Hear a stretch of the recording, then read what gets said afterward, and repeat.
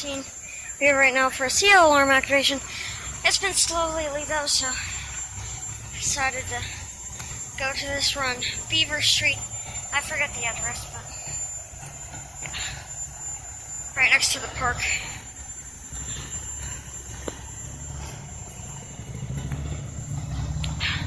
I'd run like 3 blocks because my GPS gave me the wrong address.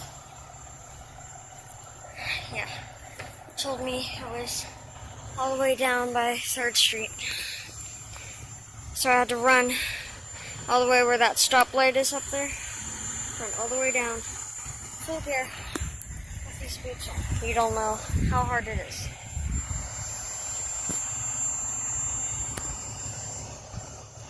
Yeah. That's the assistant chief coming out of the structure at this time.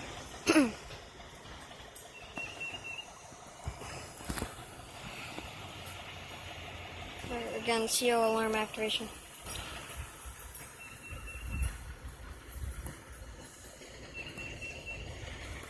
That's 101's crew is not coming out.